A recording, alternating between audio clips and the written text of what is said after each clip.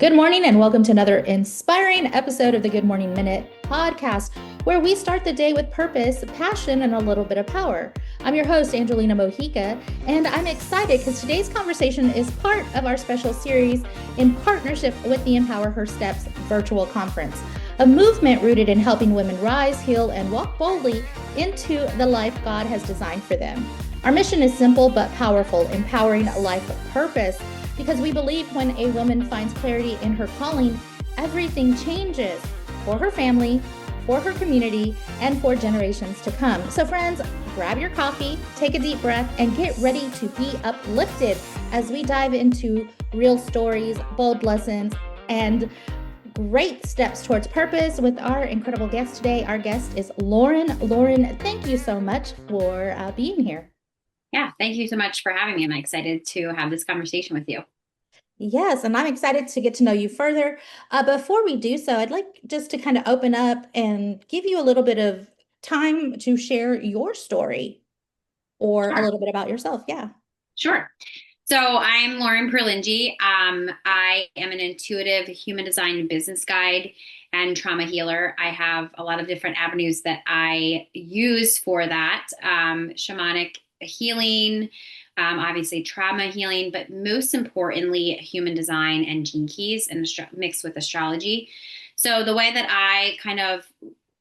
my story kind of started, I should say. This is probably my first maybe grand, spiritual awakening is back in 2020. No, I want to say 2018, when I got married originally, realizing from that, my first marriage, because now I'm in a second marriage, but my first initial my last toxic relationship, and realizing through all of that experience to today that actually catapulted me into where I am today, and learning about my human design and how it transformed me and my experience. I've always been really obsessed with astrology and spirituality and all of the things that at that moment that I learned human design, it kind of gave me that permission slip to like rest and realize, oh my goodness, this is who I'm supposed to be, and this is who I am. And that kind of pushed me further to really dive into, the gene keys and theta healing and spiritual practices and ancestral work, which is the energetic work that I do. And through all of those experiences, even having my own podcast, the Enlightened Misfits podcast, it's just writing, teaching, channeling stories through, all of my experiences, people that maybe are listening that know about anything about human design. I really truly believe it's, if you're going to listen to somebody that knows about human design or uses human design in their framework or their practices in their business, it's really important to know who they are. So I'm a 6'2" emotional projector. So I saw my pain as part of my mentoring path, and I lived and live from that wisdom of what embodiment meant. And I break that down through circumstances, my experience, and how I guide others back to their own wholeness. Mhm. I like that because I think in just kind of coaching and helping others kind of hit their goals and stride in life, you do have to have a good idea of who you believe you are. And a lot of that goes back to your very beginning sometimes, because we learn so much about who we are externally just in those first 5 years of life, through our senses, right? And so that tells us a lot about our environment. And unfortunately, we don't have anybody that is aware. No, I mean, if you do have parents that are that aware to tell you, no, you can create the definition for yourself as you're interpreting all of this experiences, to build the identity. And so I like that you're saying that. So let's go back because it doesn't start, you didn't just come out and have this clarity of, okay, this is what I'm going to be doing, right? Where did it all start? Like, what was that defining moment where it just kind of was that aha or that click where you're just like, okay, this needs to turn around and this is how it's going to look for me moving forward. So that probably, in Cliff Notes version, I should say, probably when I left my healthcare job. Mhm. Um, it's probably back in, I was a high risk OB ultrasound tech, and that was probably 2021. Uh, yeah, 2021. And I was still moving through a very toxic, high risk, like high conflict custody and high conflict, let's just call it co-parent in that dynamic. Not really co-parenting, counter-parenting. I feel like the people that understand that kind of realm, that I realized that I was dimming my own light to be accepted. Even moments still now, abandoning myself, recognizing that, my sensitivity and my empathy and my, intuitive spiritual gifts were weaknesses through that. It was actually my medicine to kind of push me through all of that. So if we look, looking at that from, at the time I was, in survival mode. I was in victim mentality. I had to just keep going and realizing, keep pushing. And like that moment that I left, you know, back in 2021, I was still running from myself through all of the knowledge and wisdom that I'm saying that I gained the awareness of from that experience. Moving across the country to Arizona to still be, leaving my healthcare. I'm in Delaware, so leaving my healthcare job here to go move across, literally move me and my daughter across the country, with permission from her bio dad, through all of this. And then realizing, through all of that, that it was taken to trial and I had to move back for a very short time. And I never went back to my job back here in Delaware. And it was that moment that I was like, it all collapsed for me, that I was like, I need to actually start walking a different path. And that was when I created my business and, kind of moved through all of those experiences as well, to realize that defining moment, was bringing back to human design, and how I have, through all of that, realized that I was burnt out.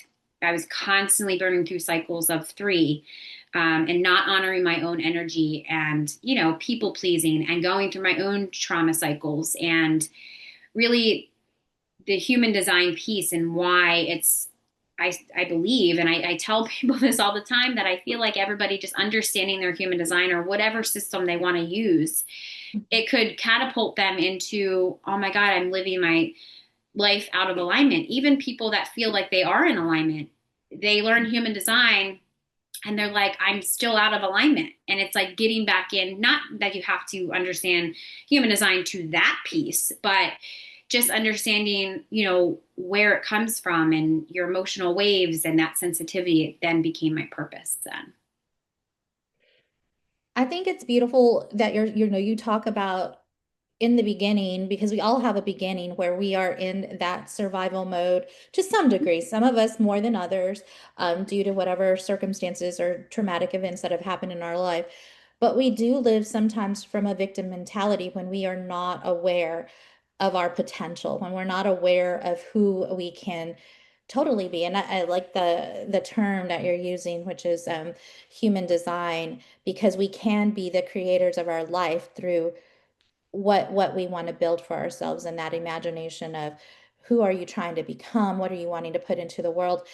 And I mean, it's unfortunate because I say life's humor or dark humor in the sense is it has to all collapse at some point for you to either be awakened or have a moment where you're reflecting and going, hey, do I continue along this path that continues to bring me to these rock bottom moments, or do I change it for myself so that I can be what I truly desire and what I know innately is right about me or truth about me?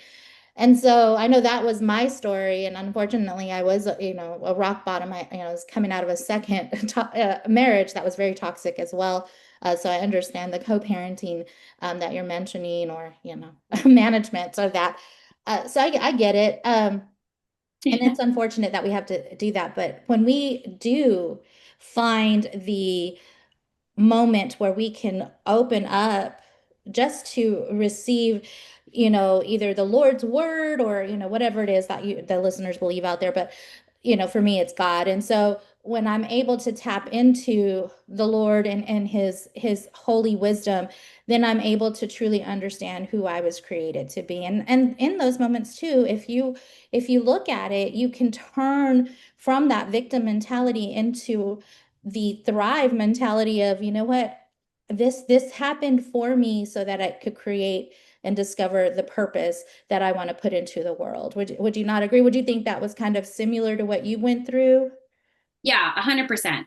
My rock bottom, I probably should have stated this in my story. Through all of that, I had three near-death experiences, all self-inflicted. Not that that matters in my story. I used to think it was mattered, but I feel like that is a huge part of why I truly believe that every single person on this planet matters, because your story matters.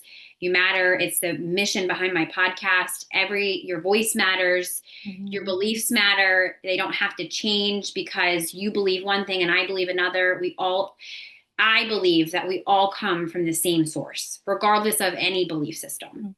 That's just what I believe. It's been shown to me, and I believe that just because you've had this experience and maybe you don't understand my experience, that doesn't discount what you went through. Or so yeah, in essence, I truly believe that that as well. You just have to have, I don't want to say have to have, you just have to really figure out where that your life pretty much felt like, because it feels like that. Like my whole life is burning up, it's collapsing. Like it literally feels that way, to where am I going now? But you have to go through the motions of all of it to see it. And I mean, I'm not saying that this happened overnight for me. I mean, I'm still realizing through my three different near death experiences that every single time that that has happened, or I went through that there was something I learned from each one, and why I look at death differently, why I look at the world differently,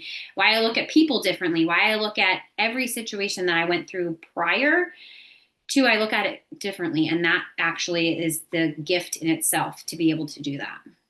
Mm. Well, let's talk about that a little bit more too, and just kind of go a little bit more into um, those awakening moments. What was the growth season like? So, what was the first thing that, like, you're having these experiences, and like you said, each of them taught you something. What were those teaching moments, and then what did you do after having that moment? What was the next step that you did to implement some change? Sure. So the first time, I was still in victim. I was still in survival. My negative self-talk was still, I was coming from a place of shadow. I was coming from a place of, this is bad, this is wounding. And at the time, I didn't realize what was speaking to me. But now looking back and learning that, like being able to see it from a different perspective of not being in it at the time, because you can't see, there's a reason why it's called a shadow. It's because if you stand in the light, like in the sunlight, and you see your shadow, there's a reason why you can't see that shadow, because that's actually, and it's not a bad thing. It's actually, what I do is I shine my light onto people so they can see the shadow, and there's a lot of wisdom in that shadow. So that's actually one of the powerful lessons that I've learned from the first initial time.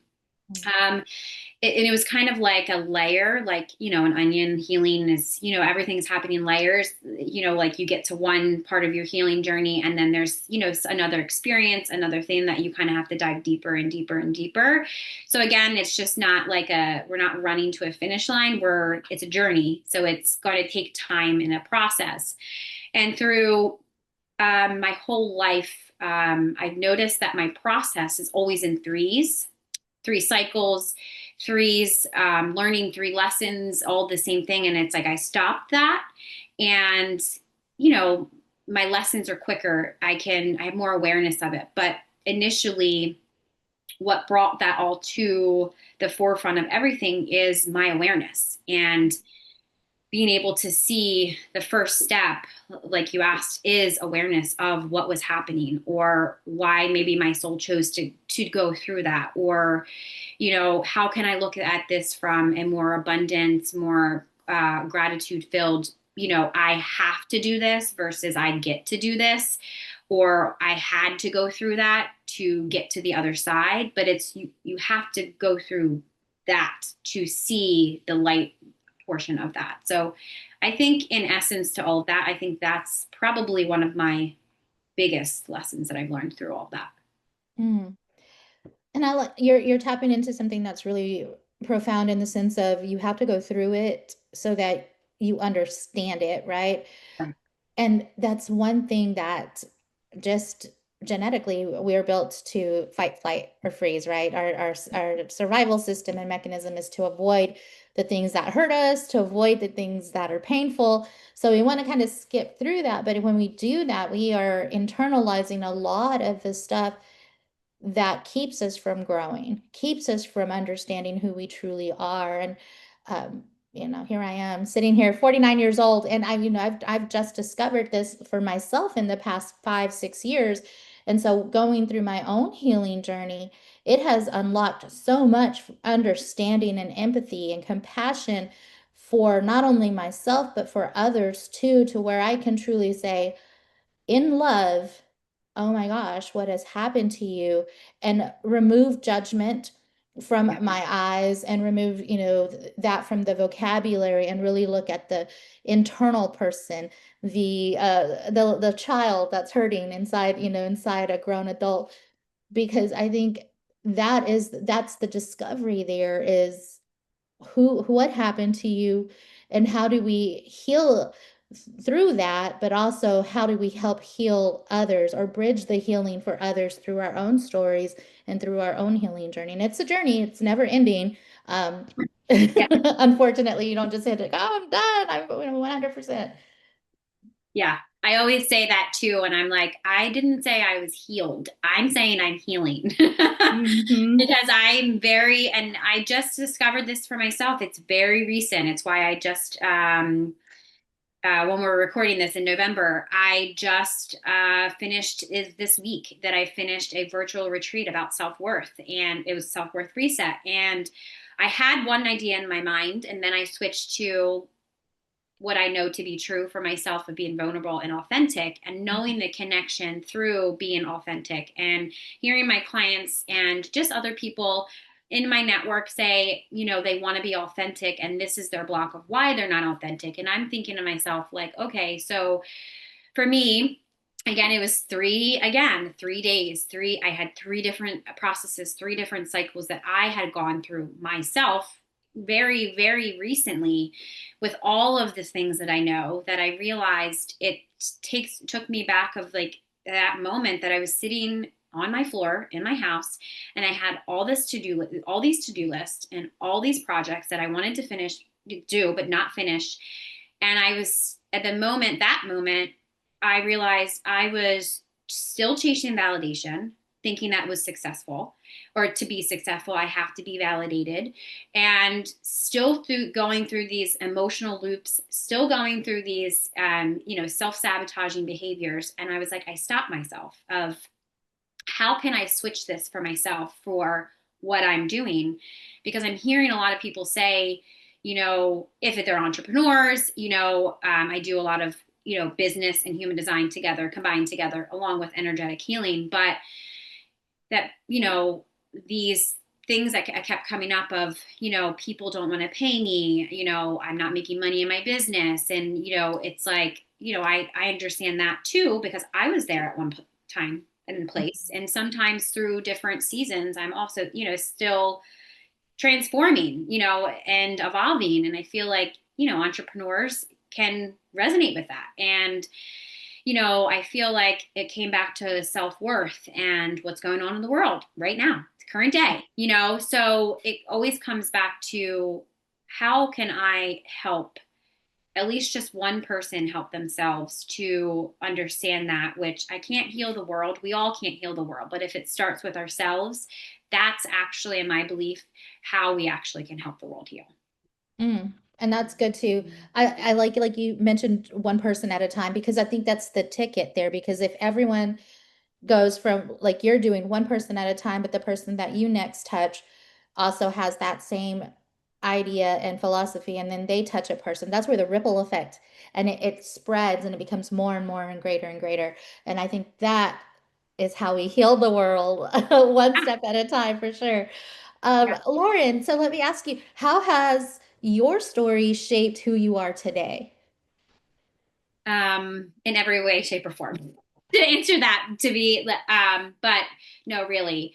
Um, Finding community, finding that soul aligned, family, not just your actual blood family, creating spaces for, collective healing, just for my own healing. And I feel like, you know, unlearning those beliefs of like not feeling, worthy, not, beginning my healing journey at those moments of honoring my design, listening to my body, understanding my nervous system and not as a bad thing, or just understanding my body and creating that alignment instead of survival. So it's only two things. We're either in alignment or out of alignment. And it's like, where do we go from there? And I feel like that has shaped, where I, can guide myself and guide other people through, and just finding that little small like first step. I do things again in threes. Like I said, it's always like 1, 2, 3 steps. Like, don't focus on the overall picture. I know that that's overwhelming, especially if somebody is just starting their healing journey. So it's like step one, let's do it. It's awareness. Like, we need to figure out where the awareness is going to come from. So that has literally is how I operate my own life, how I remind myself that stop looking at the overall picture, because I'm included when I say we, they, like that. It's me too. I'm still learning, growing. I'm not healed. I'm healing, and I'm trying to just be that light and the example that goes first for other people. Mm. And that's beautiful. Community is a big thing. And I like that you tapped in. It doesn't have like we think family, blood relations, but you can Mm-hmm. build your family because some of us aren't as fortunate to have blood related family that is genuine and, uplifting and supportive. Some of us come from hard backgrounds. And so you Yeah. can create those people that are going in the direction that you're going to and gravitate towards them and build your community in that regard, your family, and that's okay too.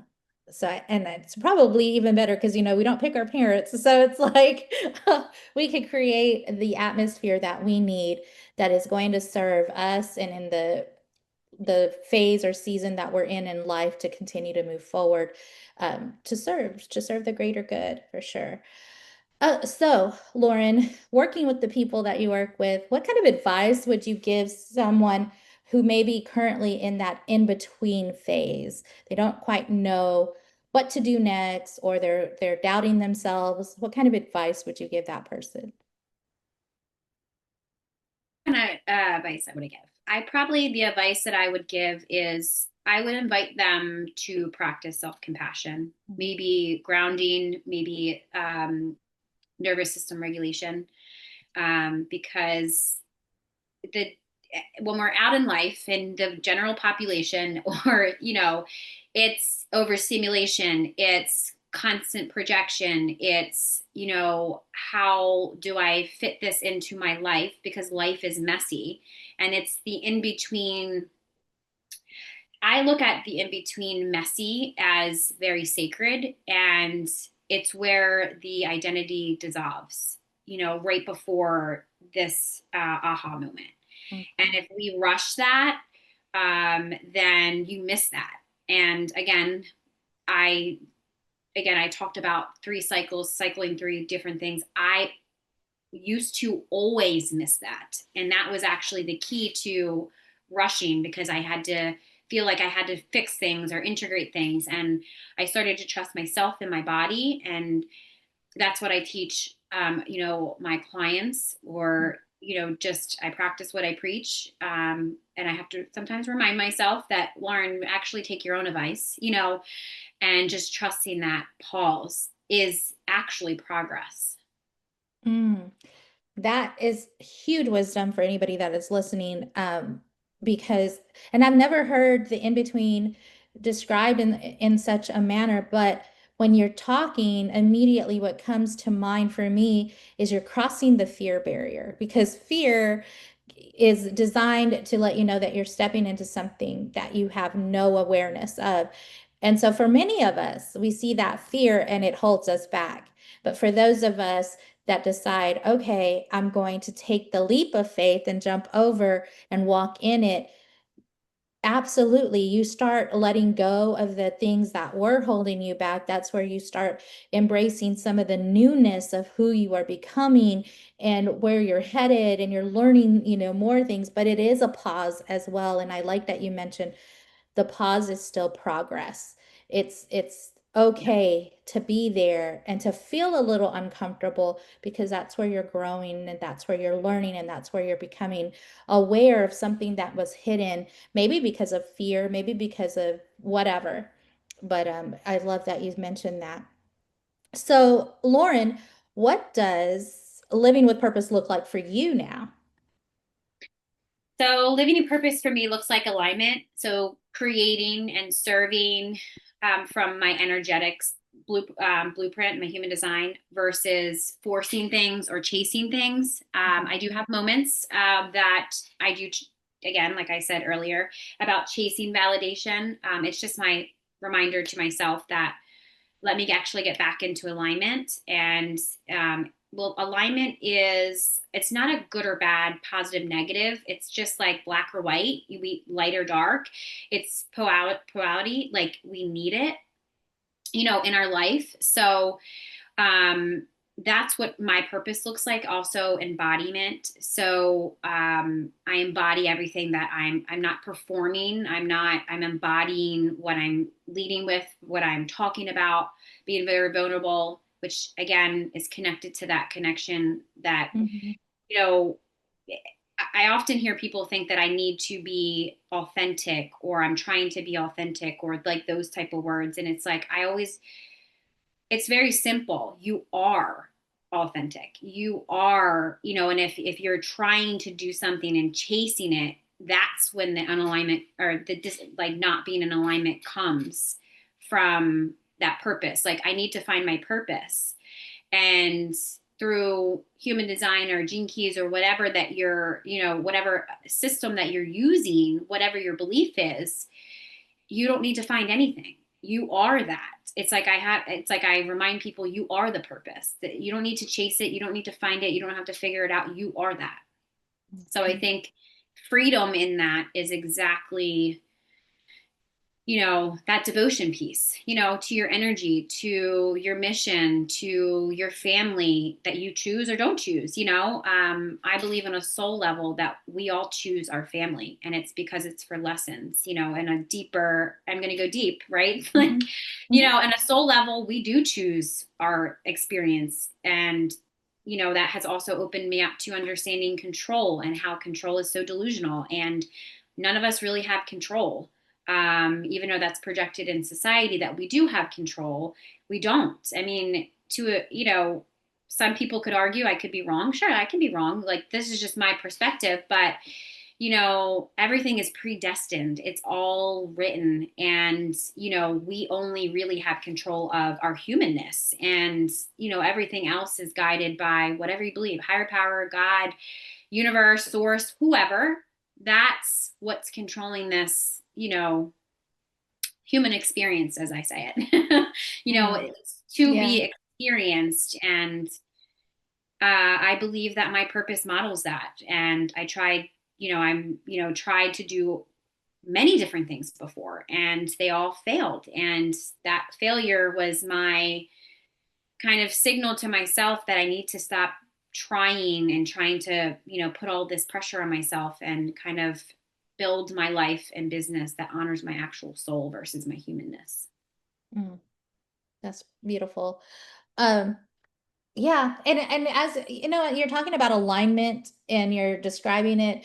For me, it brought to mind for me here recently because uh, I'm studying neurosequential like therapy and understanding how your your nervous system builds your brain, which also builds the behavior and your mindset behind it. So when you talk about alignment for me, and then immediately connect it for me is the straight and narrow. We always hear, and God wants you to walk the straight and narrow. But what that really truly means, it's not a life of sacrifice. It's not a life of you can't indulge, but it's a life of alignment in the sense of if you have survival skills and let's say you're a people pleaser. Well, you're compliant, you have a lot of strengths in that survival. But if you teeter more towards the pleasing of people, then you lose self. But if you can align and keep it in the middle, because too much of that, then you become more manipulative and trying to seek self-gratification. But if you can keep it in the middle, the straight and the narrow, that's alignment because nothing is good or bad, but too much of something can just bring out more things that don't bring you to where you need to go. That's what comes to mind when you say that. For me, it's just a connection over this past week that I've been working on. And so as you were talking, it just kind of came to the forefront of my mind. And I'm like, oh, wow, that makes sense for me. So anyways, that's Yeah. just to kind of talk about that. Yeah, and I was going to say, and I love that too because, and that's another thing of why I love human design and gene keys because to be honest, people think it's woo woo and it's not.